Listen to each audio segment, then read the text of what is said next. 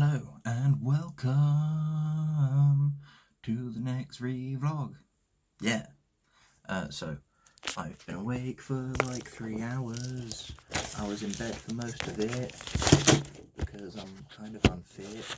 I couldn't be bothered to get up yet. I'm doing sword stuff later. Ding! And it's the weekend, so my alarm didn't go off, but I woke up before when it would have done anyway by about an hour and a bit. Yeah, I am currently working on an Artificer subclass for the Unearthed Arcana one that I talked about throughout most of yesterday. Didn't do D&D in the end yesterday due to the fact that one person said they can't make it and then someone else said they could, so I walked all the way there and then they said that they couldn't, so I walked all the way back again. Had a nice chat with the DM though, so that was fine. But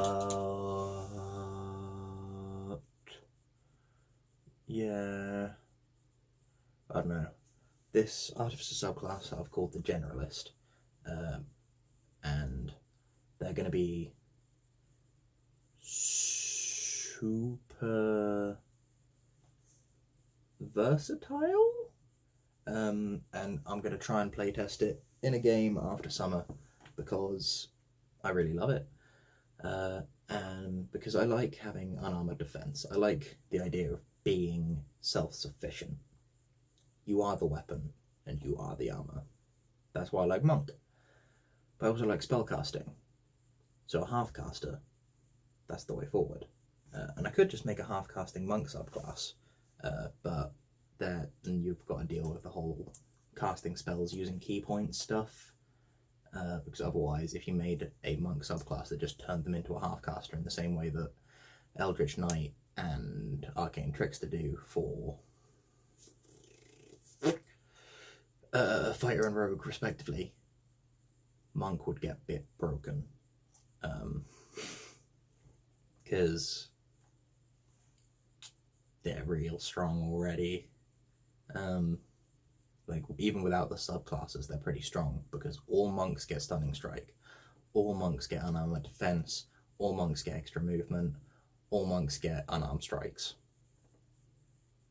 It's really good. So, yeah. Like, they have the multi-attribute dependency shit, but whatever. So, Artificer, because almost all of my characters, like, end up thinking, oh, this just happened. So if this were to happen again, if I did these things, then it won't happen again, because that's the sort of person I am. I like to plan and prepare and have backup plans and contingencies and tinker. I'm really bad at tinkering myself, but my characters shouldn't be necessarily.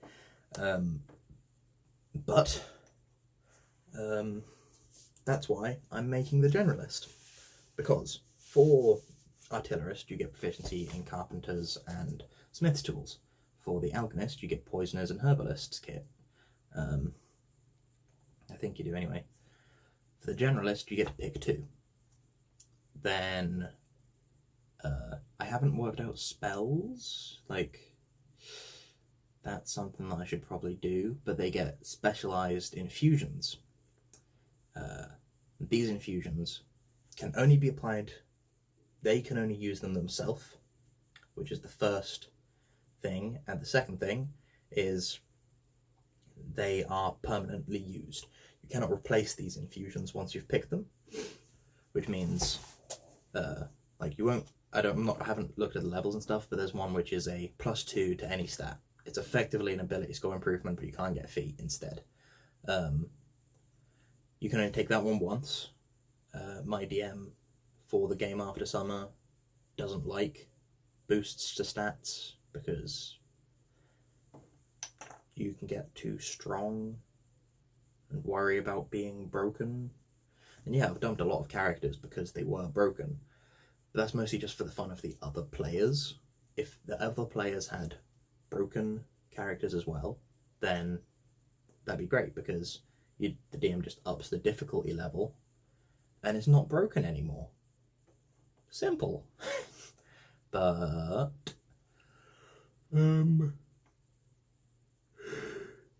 Yeah. So I won't be able to use that one. But the other ones he seemed okay with that I've come up with so far. And there is one which is you put a concentration buff spell into. It might not have to be concentration, but I haven't looked at the buff spells yet. Into your body, and you can cast it at will without expending a spell slot, which isn't that useful, but you get ample spell slots anyway. But you know, it's useful enough if you want to like constantly have it going. The only thing is, if it is concentration, you still need to concentrate on it. But that's what the next one's for. And this one will probably be level locked, like level 5, because that's when people usually get extra attack and such. Where is you can use the like enchantment you put on yourself, because I like to think of it as sort of like you tattoo yourself using your arcane knowledge to permanently alter something to do with your body, and you can store concentration for a spell in there, and you roll your concentration checks separately if you have 2 concentration checks going. Whichever one you cast first, assumedly the one you've stored, you roll first. Then, if that breaks, you take a point of exhaustion. Then you roll the other one. If it doesn't break, you're fine. But if the concentration you're holding in your body breaks through taking damage, you get a point of exhaustion at the end of it, which is balancing. I'm not sure if it's balanced, because there's a reason why you only get 1 concentration spell, but I feel as though having 2 is reasonable, because I've had multiple characters who have had that, like in the game that I'm in on Tuesday, one of the characters has that. They're not broken, but they're very strong. Then Matt Mercer made a feat for it. The feat makes things a bit complicated, because it is every round you have to make a concentration check, and then make concentration checks separate, but you can drop the spell at will, so you don't have to make both concentration checks, and the concentration checks are harder, or if you make the concentration checks combined, but it's double the thing you've got to get to maintain concentration. Whatever, I don't know, I can't remember. It's complicated though. So I think the take a point of exhaustion if you break concentration on the extra thing you're concentrating on makes sense. It's like disrupted the flow of your body, so you then have the exhaustion. Like that's my issue with frenzied raging. I understand it, but I feel like a point of exhaustion is too big of a penalty for it. Unless you get extra benefits other than the bonus action to get a 3rd attack, because that's not great. It's good if you need to crank out that DPS, like you get an extra 10 attacks in 10 rounds. That's it, really. Yes.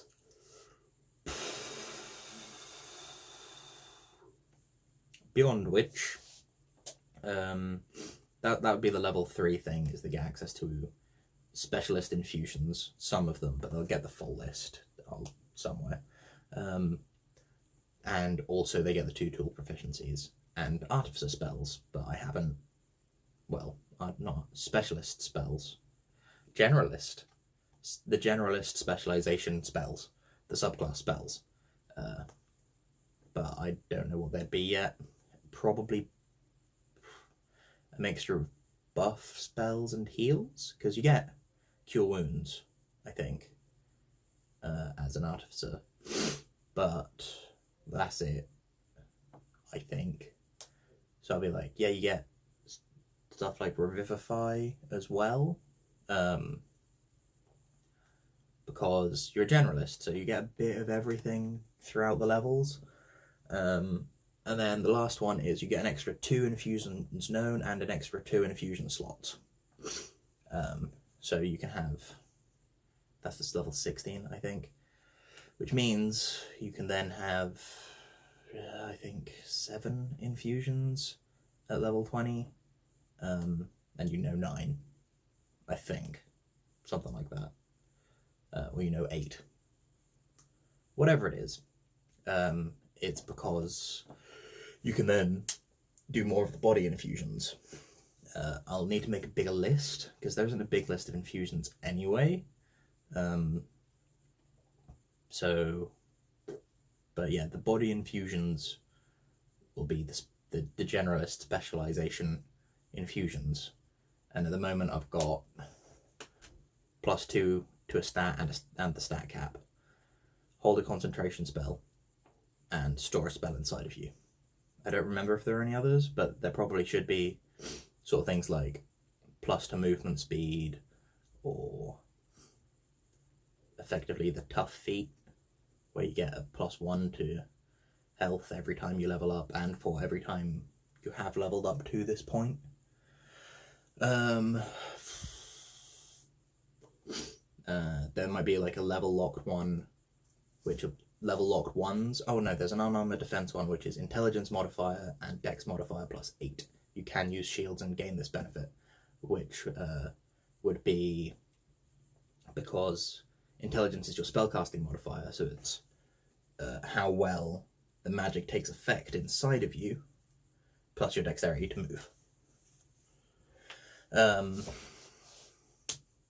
And that was it. But there might be other ones which are level locked, which will be kind of like other class abilities that you've poached, because you are a generalist, so it's effectively like the law bard of artificers.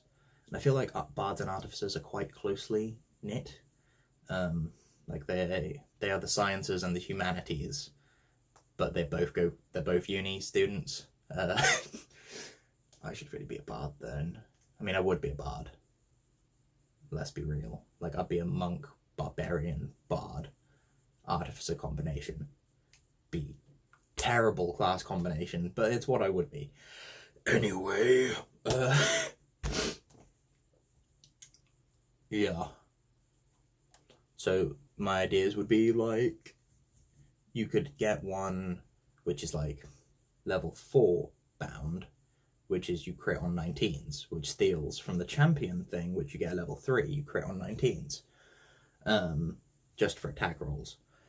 And then like at level 18, you crit on 18s as well if you take another infusion point into yourself, or it just automatically upgrades for that. But then people might complain like, oh, but that's just stealing the best bit of champion. But I'd argue the best bit of champion is the fact that, you know, you regen health when you're below half health. But I could make that a thing, like, as a probably like level 20 lock. Because you can, if you don't have the permanent infusions in your body, if you've just taken the other infusions up to this point, when you make that level 20, you can replace all of those and just buff yourself. Which would be great. Let's be real here. But yeah, I'm pretty hyped about the idea. It probably needs a better name than Generalist, but the whole taking bits and bobs from here and there and throwing them together and making it work, I really like the idea. Because you get the 5 ability score improvements / feats like everyone else. And all my DMs allow feats, because feats make it more fun, really. And Artificer really benefits from Crossbow Expert if you're using a crossbow. And I think it makes sense if an Artificer wants to. They could probably like get a shield and like put a crossbow on it, like a hand crossbow on it or in it. So there's like a slit in it, and it's just like got bolts around there, and you do a thing on the outside and it'll load the next bolt. And then you can fire out that. And then you have a hand crossbow and hand crossbow in your shield. So you have shield benefit for that sweet unarmored defense, which is what I would take. The 2 hand crossbows, you get extra attack if you use a magical weapon, which is useful. So that way you can be like, pew, pew, pew, because there is a spell, the Arcane Weapon spell, which makes your weapon magical if it's not already. So Crossbow Expert, that means you get the 3 attacks, attack, bonus action attack. Pretty good.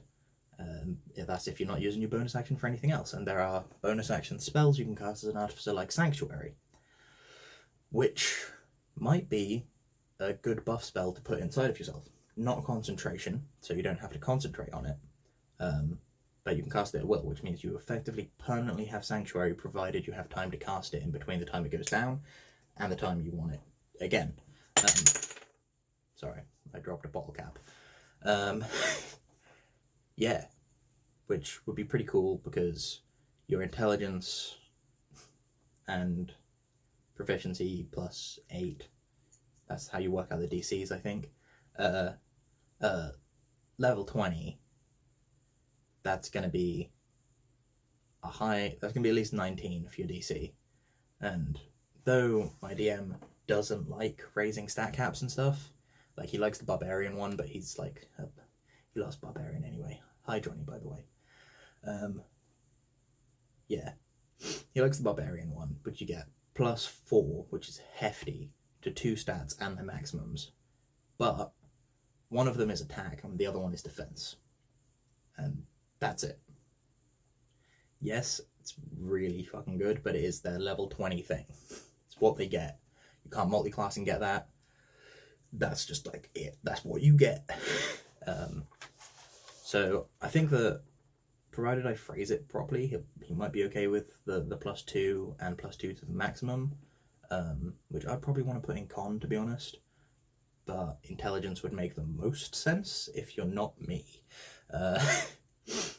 because then that's your spellcasting, and also a lot of your tinkering checks will be made with intelligence.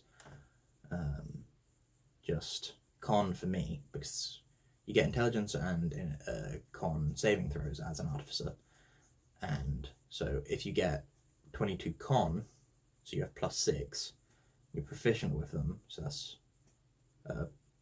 and like a level 20, that'll be +12. And you take the Warcaster feat, your saving throws, you make it an advantage to maintain concentration on spells. That's very useful when you've got 2 concentration spells going, and if you drop one, then you lose, like you gain a point of exhaustion. That is not something I would really be into, to be honest. I don't want that point of exhaustion. That point of exhaustion would be terrible. You make all of your... I need to get the rules of exhaustion, really. I don't really know all of them, but I think it's like if you get 6, you die, which is why you don't cast concentration spells. The second one, when you're at like 4 points or 5 points of exhaustion. Not that I don't think you can, but yeah. But even if he doesn't let me have that infusion, I will be like on the search for, like, is it a Manual of Bodily Health, the one that gives you a +2 to con and your maximum for it? Because I love those book things. They're a pain in the ass to read, but yeah, they're pretty good. Then other infusions might just be like, you take a feat. You can only take that infusion once, but you get a feat. Makes sense, because it's like imbuing yourself with the knowledge of how to do the thing, or the physical memories, like the muscle memories, through magic and science. Yeah, but I might need to move around where things are. It's very much a prototype at the moment, but I'm very excited about it. You might be able to tell because I've been talking about it for 20 minutes. So I'm going to stop and make a cup of tea and turn my fan back on because I'm getting quite hot. So I'll catch you cats on the flip-flop. Bye.